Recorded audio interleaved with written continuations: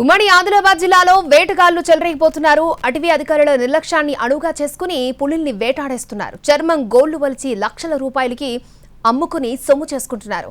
అయితే అటవీ శాఖ అధికారులు మాత్రం ఇది తమ నిర్లక్ష్యం కాదని చెప్పుకునేందుకు ప్రయత్నిస్తున్నారు.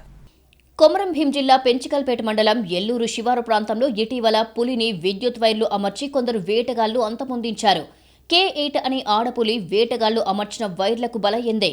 పులి చర్మం ఒలిచి గోర్లు దంతాలు సైతం తీసుకుని కళేబరాన్ని పక్కనే ఓ కాల్వలో పూడ్చిపెట్టారు నిందితులు. పులి హత్య జరిగిన 2 రోజులకు అధికారులు పాతిపెట్టిన పులి కళేబరాన్ని గుర్తించి శాంపిల్స్ సేకరించారు. ఈ నెల 14వ తేదీన రాత్రి 10 గంటల సమయంలో షాక్తో పులి మరణించినట్లుగా అధికారుల విచారణలో తేలింది. రాత్రి పులి ప్రాణాలు కోల్పోయిన విషయాన్ని తెలుసుకున్న వేటగాళ్లు మరుసటి రోజు అంటే 15వ తేదీన చర్మం గోర్లు తీసుకుని కళేబరాన్ని పక్కనే ఓ నాలాలో పాతిపెట్టిపోయారు. ఆ తర్వాత విషయం తెలుసుకున్న అటవీ శాఖ అధికారులు అడవుల్లో గాలించారు. ఎక్కడా కనిపించలేదు. అప్పటికి అందిన సమాచారంతో పులి చనిపోయిందనే నిర్ధారణకు వచ్చారు.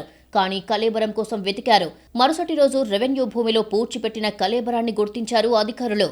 పులిని వేటాడిన హంతకుల కోసం గాలించారు. ప్రత్యేక టీంలు ఏర్పాటు చేసి పెంచికల్పేట, చిన్నరాస్పల్లి, ఎల్లూరుతో పాటు పలు గ్రామాల్లోని అనుమానితులను అదుపులోకి తీసుకుని విచారించారు. చిన్నరాస్పల్లిలో ఓ వ్యక్తి ఇంటి వెనక తవ్విపెట్టిన పులి చర్మం, కొద్ది దూరంలో దంతాలు, గోర్లు గుర్తించామన్నారు DFO. పులిని హత్య చేసిన కేసులో 16 మంది నిందితులను అరెస్టు చేసి రిమాండ్కు తరలించారు. పులి చర్మం, గోర్లు, మీసాలు అలాగే దంతాలన్నీ సీజ్ చేశారు. ఇప్పుడు మన 3-4 ముఖ్యంగా సస్పెక్ట్స్ ఉన్నారు. బట్ అది కూడా మనకి సరిగా పూర్తిగా వర్షన్ రావట్లేదు. ఎవరెవరు ఉన్నారు, ఇది డీస్కిన్నింగ్ అయిన తర్వాత ఎక్కడ వెళ్తారు, who is the buyer, A side కి, మహారాష్ట్ర సైడ్ కి, ఛత్తీస్గఢ్ సైడ్ కి, మన జిల్లాలో ఎవరు ఉన్నారు బయర్, ఇది కూడా ఇప్పుడు మనకి తెలియదు. That is what we are trying to investigate and get the full case. So ఈ 14th పులి చనిపోయిన తర్వాత మనకి 15th కి వాళ్ళ పోచర్స్ అక్కడ వచ్చారు. అక్కడ రెవెన్యూ ఏరియాలో ఒక నాలా ఉంది, అక్కడ చాలా బుష్ గ్రోత్ ఉంది.